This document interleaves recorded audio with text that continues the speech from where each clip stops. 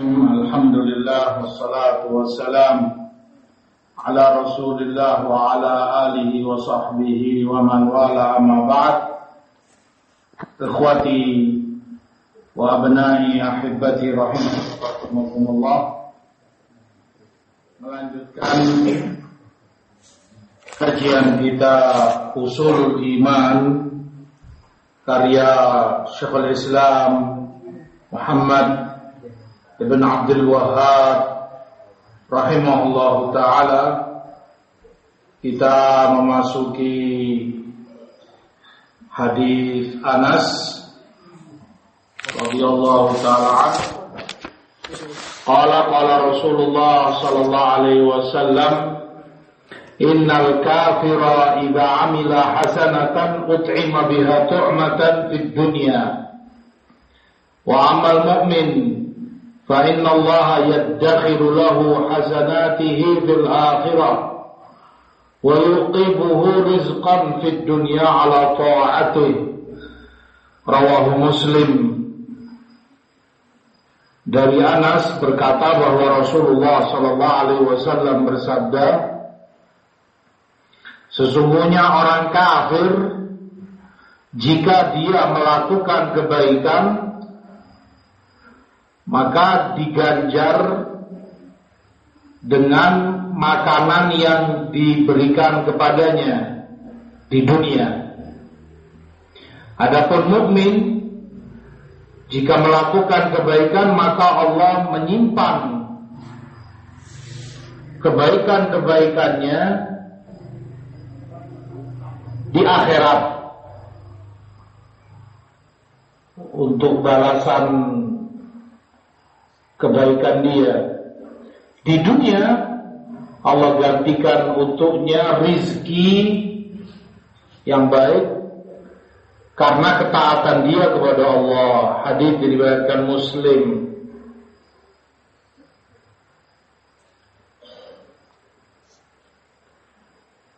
Hadis Anas ini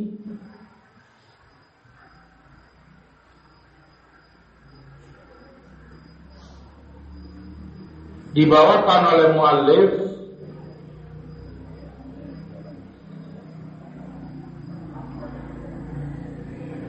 menjelaskan tentang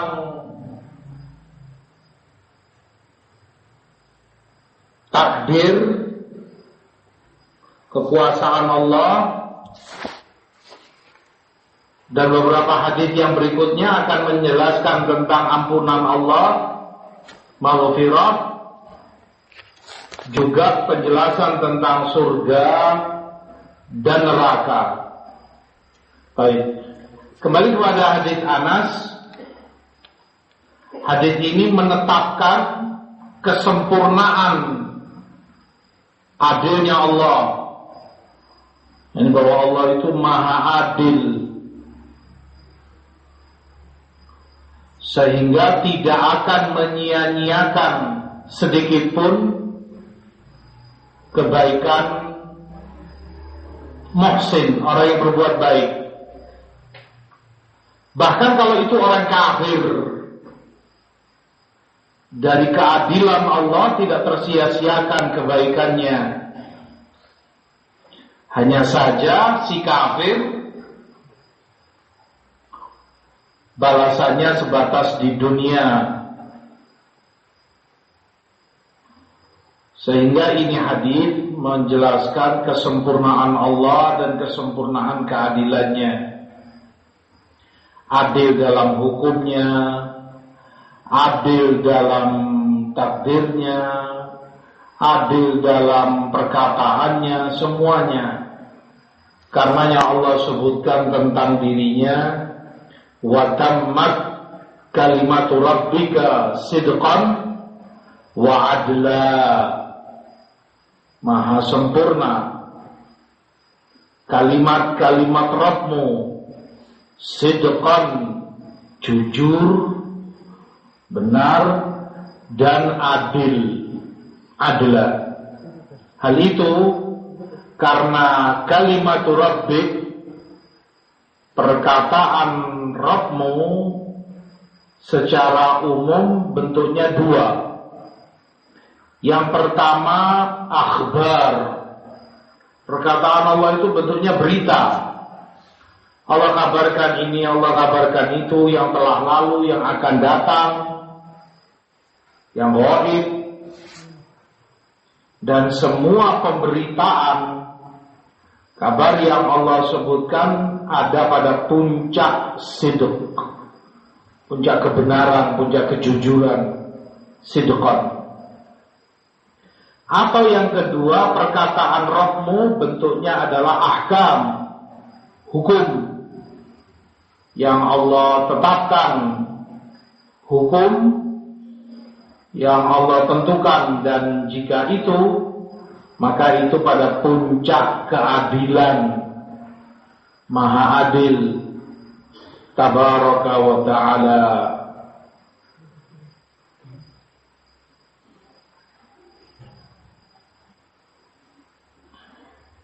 Adapun si mukmin, jika kafir tadi, dengan dia mendapatkan makanan yang dia makan, itu yang dia konsumsi selama di dunia, balasan dari kebaikan yang dia lakukan. Karena kafir pun mungkin melakukan kebaikan, membantu orang, mungkin menyantuni, dan bentuk-bentuk kebajikan yang lainnya. Adapun si mukmin, Allah beri dia pahala di akhirat, disimpan untuknya, sehingga surga yang akan dia dapati kelak, nasallallahu min fadlih. Di dunia rizki Allah permudah untuknya,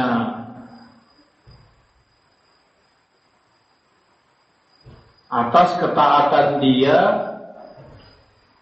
kepada Allah selama hidup. Allah permudah dan Allah bukakan pintu rizki baginya, si mukmin. Maka dengan ini mukmin maupun kafir dan semua makhluk berada pada rahmat Allah, mendapati rahmat Allah, dan rahmat Allah wasi'at kulla syai', luas, mengena kepada segala sesuatu.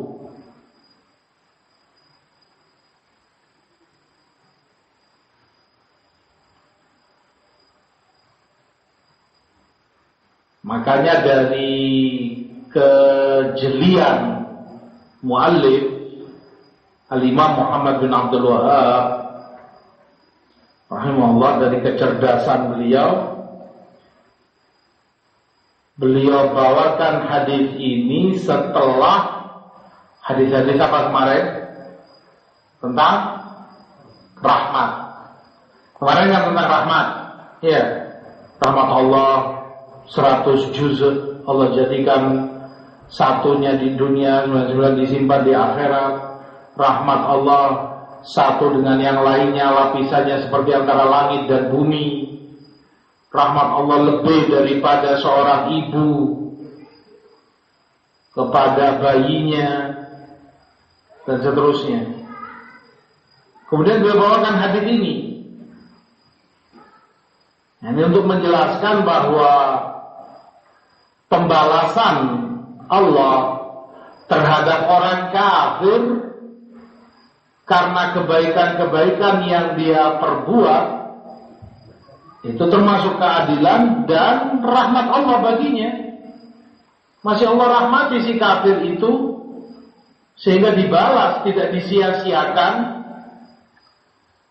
kebaikan yang dia lakukan. Demikian pula tentunya lebih dari itu si mukmin, disimpan baginya pahala di akhirat dan dipermudah rizki untuknya di dunia. Ini juga rahmat Allah, bahkan lebih khusus bagi hamba-hambanya yang mukmin. Dengan hadis ini Nawawi rahimahullah menyebutkan ijma' ulama bahwa orang kafir jika dia mati dalam kekafirannya, wal'iyadzubillah, maka tidak ada pahala sedikit pun baginya yang dia bawa di akhirat kelak. Tidak akan ada yang dia peroleh balasan atau pahala untuk bekal menghadap Allah di akhirat kelak. Tidak akan ada baginya.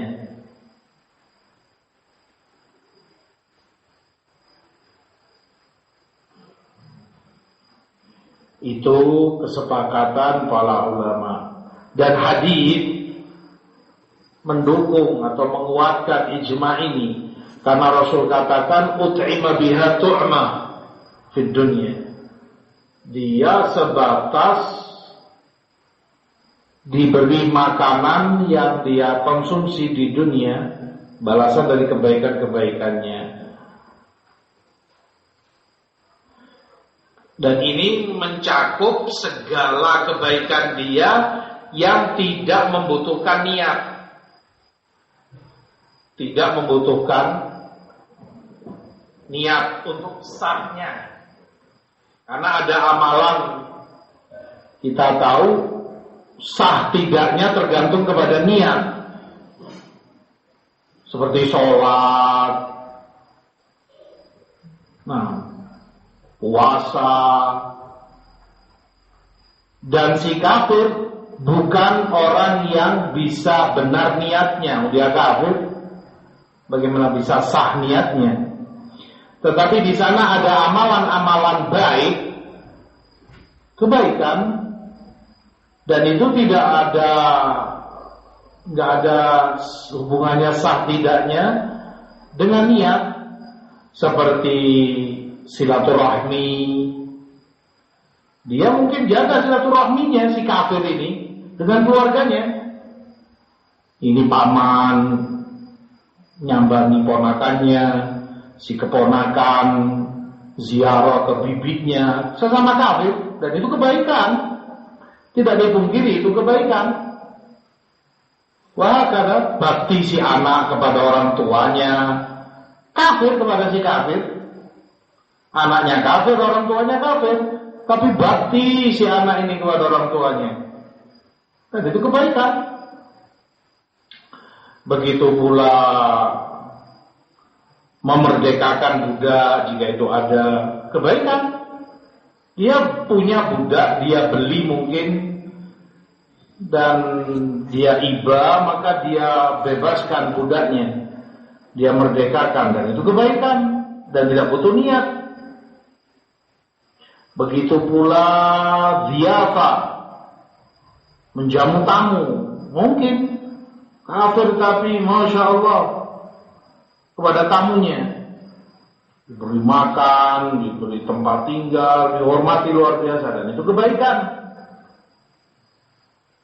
Amin, kebaikan-kebaikan yang semacam itu jika mereka perbuat, maka dibalas sebatas dalam kehidupan dunianya.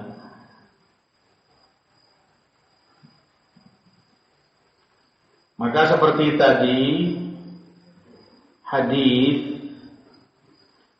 dengan ini menjelaskan kepada kita kesempurnaan Allah, maha sempurnanya Allah, maha adilnya Allah, dan masih ada kaitan dengan rahmatnya, bahwa kafir berbuat baik dibalas di dunia, adapun mukmin disimpan pahala-pahala dia untuk bekal dia di akhirat kelak, memberatkan timbangan kebaikannya sehingga dia akan diselamatkan dari neraka dan dimasukkan ke surga.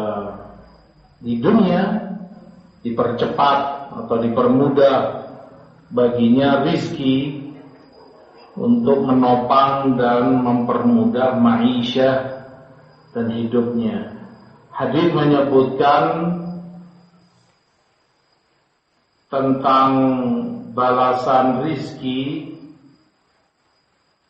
di dunia, karena Rasul sallallahu alaihi wasallam sebutkan wa yuqibuhu rizqan fid dunya ala ta'ati.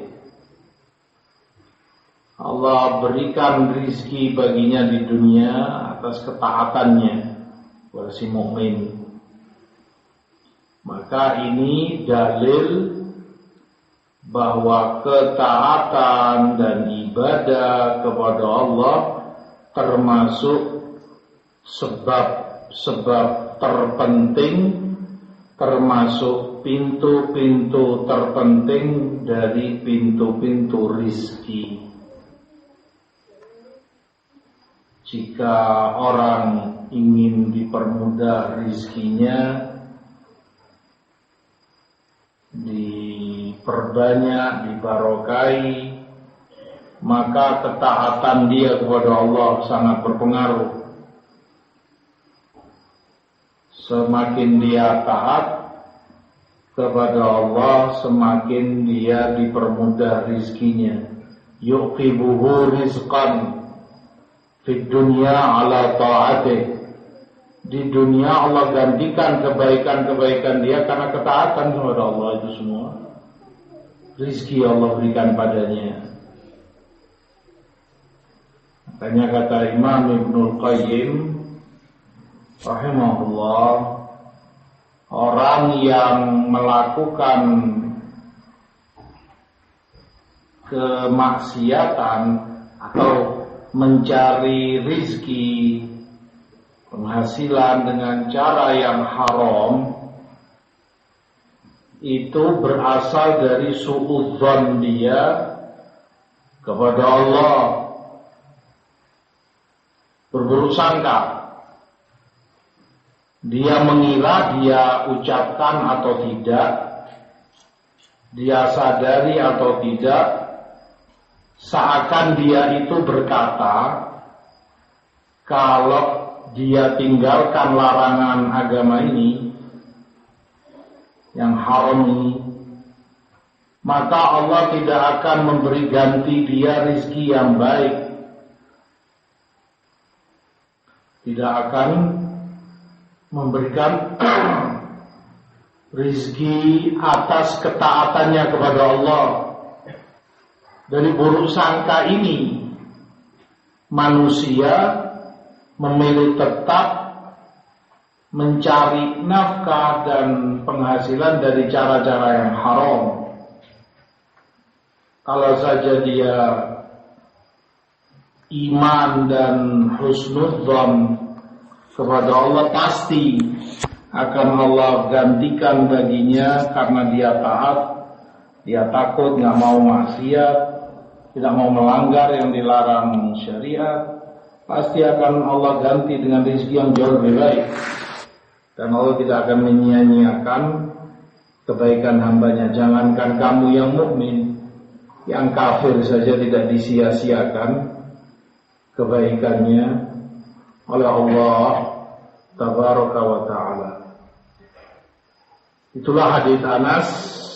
Qala Rasulullah SAW, innal kafira idza amila hasanah ut'ima biha tu'matan fid dunya wa ammal mu'min fa inna Allah yaddakhiru lahu hasanatihi fil akhirah wa yuqibuhu rizqan fid dunya ala ta'ati. Rawahu Muslim. Man yaqra lana al-hadis.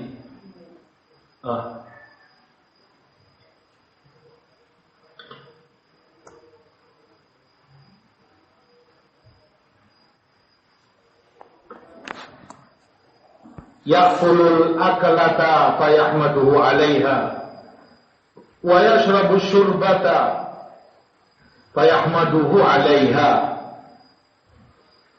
Sungguh Allah itu ridha kepada hambanya ketika dia makan makanan, dia puji Allah, ya katakan alhamdulillah, Dia minum minuman, dia puji Allah, dia katakan alhamdulillah juga karenanya. Hadis ini kembali menjelaskan tentang sifat ikhtiyariyah bagi Allah, yaitu ridha. Sama seperti sifat ghadab, murka, marah. Keduanya sifat ikhtiyariyah.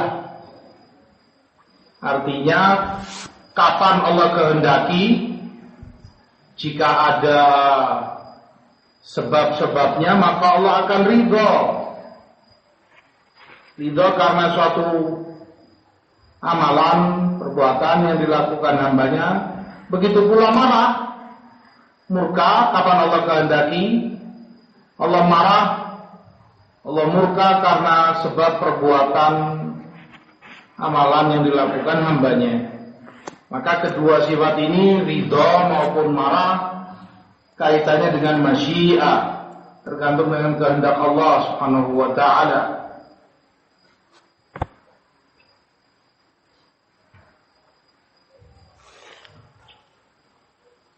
Bedanya telah kita sebutkan antara ikhtiyariyah dengan dzatiyah. Dzatiyah seperti rahmat, sifat rahmat bagi Allah, ini dzatiyah. Kenapa disebut dzatiyah dari zat? Karena tidak pernah lepas dari Allah, sehingga tidak dikatakan kalau Allah berkehendak merahmati, Allah rahmati. Kalau enggak.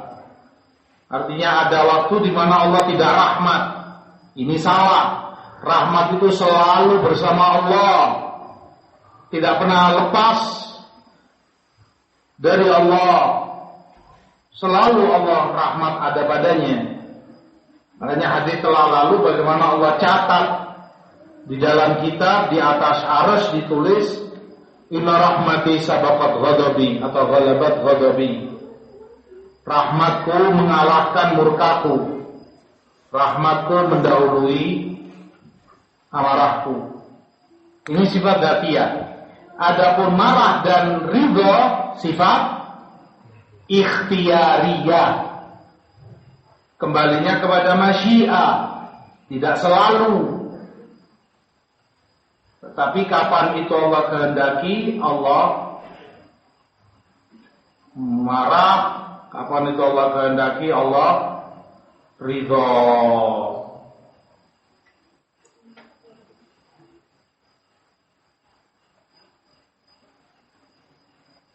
Dan ini juga dari kejelian dan ketajaman Al-Imam Muhammad bin Abdul Wahhab rahimahullah rahmatan wasi'ah. Perhatikan bagaimana beliau setelah menyebutkan sifat-sifat dzatiyah rahmat, telah lalu hadis-hadisnya ya, yang sudah antum hafal. Baru kemudian beliau sebutkan hadis-hadis tentang sifat ikhtiyariyah. Rahmat sudah selesai, baru kemudian setelahnya sifat ikhtiyariyah, ridho, marah. Kenapa? Karena sifat dzatiyah a'zam. Sifat dzatiyah yang tidak pernah lepas dari Allah, tidak pernah berkurang dari Allah. Allah selalu rahmat kepada makhluknya. Ini jauh lebih agung, sifat yang lebih mulia, lebih agung dari sifat ikhtiyariyah. Karena sifat ikhtiyariyah tadi kembalinya kepada kondisi tertentu, di kondisi yang lain tidak. Kembalinya kepada kehendak Allah. Jika Allah kehendaki, na'am, Allah ridha, Allah marah. Tidak Allah kehendaki, Allah tidak marah, tidak ridha. Wahakala. Sementara dzatiyah terus bersama Allah, makanya itu lebih agung. Seperti rahmat. Makanya hadis yang telah antum hafal penting sekali, bagaimana Allah itu Allah catat di dalam kitab khusus alal qaul. Khusus itu di kitab tersendiri, dan itu di atas arsy tertulis di situ, rahmatku mengalahkan kemurkaanku. Naam. Allah ridho kepada hambanya, hadis. Makan, kemudian dia puji Allah. Minum, dia puji Allah. Maka ini sebab, seperti tadi. Kapan Allah ridho? Sebab-sebab, salah satu sebab keridhaan Allah, ketika hambanya makan makanan apapun, dan dengan setelah makan itu dia puji Allah, alhamdulillah, Allah ridho padanya karena itu. Dia minum minuman dan dia puji Allah karenanya, alhamdulillah, hilang dahaganya, enak minumannya, segar, manis, dingin. Dia bersyukur kepada Allah, alhamdulillah, Allah ridho kepadanya karena itu. Ada sebab, karenanya Allah ridho kepadanya.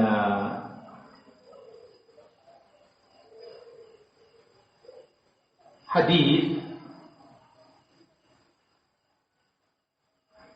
di dalam madhab atau pendapat Imam Ahmad rahimahullahu ta'ala menunjukkan baiknya atau istihbab, disenangi orang itu yahmadullah di setiap makanan dan minumannya. Dan itu pemahaman Imam Ahmad. Sama contohkan, ini secara minum. Kamu minum satu gelas ini ya, apapun minum, kopi, teh, air, sirup, kamu minum. Ini kan minum sudah, masuk. Kamu katakan alhamdulillah. Kamu minum lagi. Alhamdulillah lagi. Alhamdulillah, begitu seterusnya. Karena hadis mengatakan au syariba syurbatan. Minum minuman. Syurba ini masdar. Terpahami dari situ setiap kali terulang. Makan pun demikian. Mau makan kurma atau buah, bismillah, mau makan, habis, alhamdulillah. Mau ambil lagi, mau makan lagi, alhamdulillah. Begitu seterusnya. Dan Allah ridho dengan itu. Ya'kulul aklah fayahmaduhu alaiha, yashrabu syurbah fayahmaduhu alaiha. Walaupun jumhur ulama tidak demikian, cukup terakhir. Nah, ini kalau kamu makan misalnya sepiring atau apa, bismillah, kamu makan selesai, alhamdulillah. Atau doa yang ma'ruf, alhamdulillahilladzi atamani atau ta'am dan seterusnya. Cukup di akhirnya. Tapi ini ra'yu, pendapat dan istilahnya wajib, pendapat yang terarah dari seorang Imam Ahmad rahimahullah. Setiap kali minum kamu puji Allah, kamu katakan alhamdulillah. Setiap kali makan kamu puji Allah, kamu katakan alhamdulillah. Wahakala. Asyahid bahwa hadis ini menjelaskan sifat Apa? Rabbmu punya sifat apa dengan hadis ini? Ridho. Allah itu bersifat ridho. Dan sifat ridho sifat ikhtiyariyah. Apa artinya? Kembali kepada masyiatullah. Terkadang Allah ridho, terkadang Allah tidak ridho. Tergantung, ada sebab-sebab yang membuat Allah ridho, maka Allah ridho.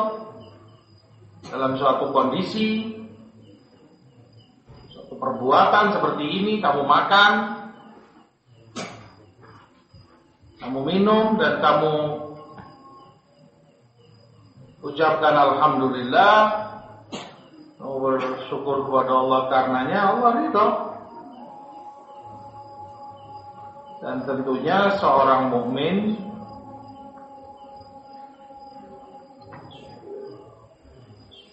berusaha bagaimana dia selalu diridhoi oleh Allah Subhanahu wa taala.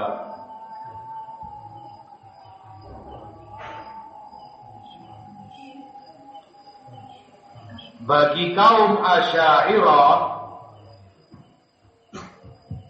ahlul bidah,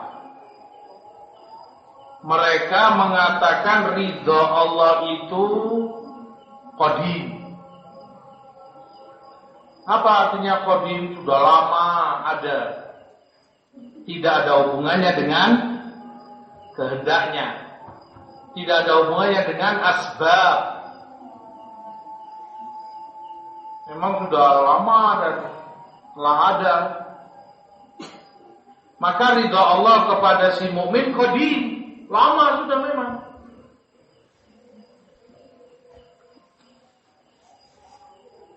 Dan orang kafir ini menurut mazhab Asy'ariyah yang batil tentunya. Seorang yang kafir di awal hidupnya kafir, mulai bayi mungkin di keluarganya kafir, kemudian di akhir hayat dia tobat, dia Islam, malaf. Bagi Asy'ariyah karena ridho itu qadim, maka si kafir ini pun di saat dia kafir sebelum Islamnya diridhoi oleh Allah. Waliyadzubillah. Kenapa? Karena ridha Allah itu qadim, lama, tidak ada hubungannya dengan sebab,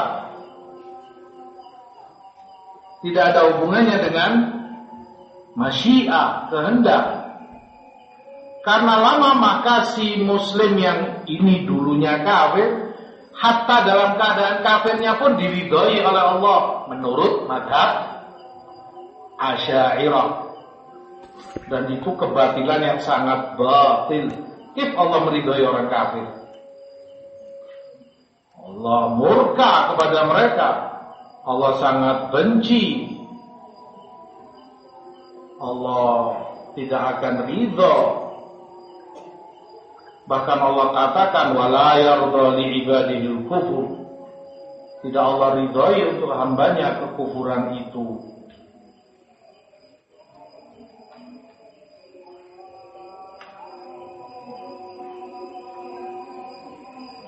Sebaliknya pun demikian. Ini mazhab Asy'ariyah. Kalau mereka ditanya, lalu bagaimana sifat murka, marah? Ya kata mereka, qadim, lama, sudah ada sejak lama. Tidak ada hubungannya dengan sebab, tidak ada hubungannya dengan kehendak Allah. Baik. Seorang muslim, dari bayi dia muslim, sampai di akhir hayatnya, nas'alullah al-afiyah wassalamah, na'udzubillah, di akhir hayatnya dia murtad dan kemudian kafir. maka dia dimurkai Allah. Kapan dia dimurkai Allah? Hatta semenjak dia muslim, dia sholat, dia puasa, dia haji, dia sedekah, saat-saat dia Islam pun dalam keadaan dia dimurkai Allah. Karena sifat murka itu qadim, sama seperti ridho. Makanya ini kebatilan yang sangat batil dari madhab Asy'ariyah. Murka Allah itu tergantung kehendaknya, tergantung sebab-sebabnya. Ada sebab yang karenanya Allah marah, Allah marah. Allah kehendaki untuk marah, ikhtiariyah. Makanya Allah sebutkan dalam Thaha, "Wa man yahlil 'alaihi ghadabi faqad hawa." Dan yang terkena murkaku, amarahku, sungguh dia telah hancur, jatuh. Yang terkena karena ada sebab, yang tidak terkena ya tidak. Enggak selalu sifat marah itu bagi Allah tidak selalu, tidak qadim seperti pendapat Asy'ariyah. Sudah lama lah. Ada kehendaknya, ada sebab-sebabnya. Makanya lebih jelas kalau kamu melihat hadis syafaat. Bagaimana ketika umat berduyun-duyun mendatangi Adam alaihissalam, mendatangi Nuh, Musa, Isa, dan masing-masing berkata, Rabbku hari ini sangat marah. Marah yang tidak pernah seperti ini dan tidak akan lagi marah seperti ini. Berarti hanya hari itu. Dan itu kehendak Allah untuk marah saat itu, di hari itu. Kalau qadim berarti sejak lama dan semenjak awal Allah terus marah. Para nabi tidak demikian karena mereka kenal Allah, sangat kenal. Bagaimana tidak wahyu Allah turunkan pada mereka. Makanya mereka katakan, Rabbku sangat marah hari ini. Marah yang tidak pernah seperti ini. Marah besar Allah. Dan tidak akan lagi pernah marah seperti ini. Karena setelah itu selesai sudah. Yang di surga, yang di neraka, selesai. Tidak akan lagi Allah marah. Asyahid bahwa sifat ini, ridho, marah, sifat ikhtiyariyah. Ada sebabnya. Si kafir ketika dia kafir dimurkai oleh Allah, marah Allah padanya saat dia kafir. Begitu dia bersyahadat muslim diridhoi oleh Allah. Ada sebab yang membuat dia tidak lagi dimarahi oleh Allah. Karena sudah dia tinggalkan kufurnya, dia tobat. Allah berkehendak. Begitu pula si muslim. Saat dia muslim ya dia diridhoi karena ketaatannya, ibadahnya. Saat na'udzubillah dia murtad, Allah murka padanya karena kemurtadannya. Ada sebab. Allah berkehendak marah padanya karena sebab itu. Wahakada. Yang jelas sifat dzatiyah lebih agung. Sifat dzatiyah lebih besar, lebih agung bagi Allah dibanding sifat ikhtiyariyah. Hadis tentang sifat ikhtiyariyah. Innallaha la yarda 'anil 'abdi ya'kulul aklata fayahmaduhu 'alaiha wa yashrabu syurbata fayahmaduhu 'alaiha. Hadis di Muslim dari Anas. Wassallallahu ala nabiyina Muhammad walhamdulillahi rabbil alamin.